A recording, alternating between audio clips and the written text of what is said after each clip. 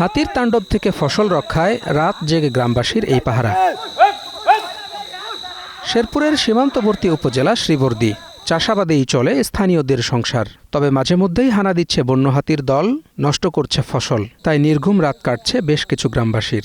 আমরা সারা রাত জায়গা থাকি, এই যে পাহাড়ে রাত্রে মশাল নিয়ে এইভাবে কষ্ট করে আবাদ ফসল করি। আমরা গরিব মানুষ, পাহাড়ে দিন মজুরি কাজ করে খাই। এইভাবে ক্ষেত পাহারা দেয়, তারপরেও সুযোগ পাইলে নামে পড়ে এই যে ধানটি একটু আগে নষ্ট করে গেছে। একই চিত্র ঝিনাইগাতি ও নালিতাবাড়ি সীমান্তে। মেঘালয়ের পাহাড় থেকে নেমে আসা হাতির পাল ধ্বংস করছে ফসল, ভাঙচুর করছে বসত বাড়ি। তাই বাধ্য হয়ে কাঁচা ধান কেটে ঘরে তুলছেন অনেকে।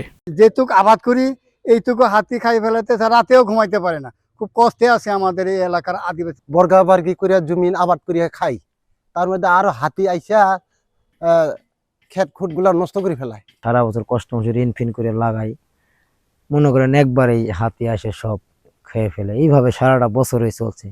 তো আসলে দেখার মতন কেউ নাই। কখন করতে হাতে খেয়ালাই করে, এই কারণে আমরা ভয়ে আগে কাঁচাই কাটতে হেলাইতেছি, তারপরে হাতে আরো 5-6 কাটা জমি নষ্ট করে হেলাইছে। তারপরে মনে হয় এখন আমরা অসহায়, আমার অনেক ইন্ধফা বাজে গেছে।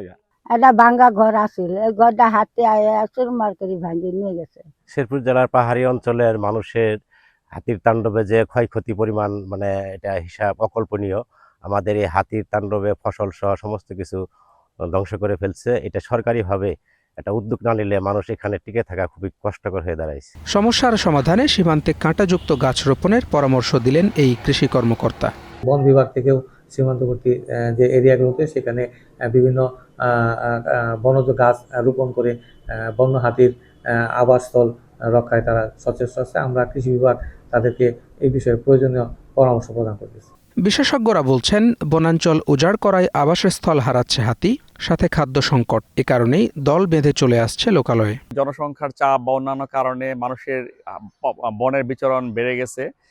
বিচরণ বেড়ে যাওয়ার কারণে হাতি মানুষের সংঘাতটা দেখা দিচ্ছে। আসলে যদি হাতি কারোর ফসলের জমিতে চলে আসে, আমাদের অনুরোধ হলো আপনি আপনার ফসলের জমিটা, যতটুকু জমি হাতি নষ্ট করে করুক, আপনি ওখানে বাধা দিতে যেন না। যদি আপনার জানের জন্য বা আপনার জানের ঝুঁকি থাকে, এই কাজটা করতে যাবেন না। কারণ জানের তো কোনো মূল্য হয় না, কিন্তু আপনার ফসলের বা বাড়ি ঘরে কোনো ক্ষয়ক্ষতি যদি হয়, তাহলে আমরা বন বিভাগের পক্ষ থেকে সেই ক্ষতিপূরণটা আমরা দিচ্ছি। বন বিভাগের তথ্যমতে গত 15 বছরে হাতির আক্রমণে প্রাণ গেছে অন্তত 85 জনের। লোকালয়ে এসে মারা পড়েছে 40টি হাতি। Desk report, star news.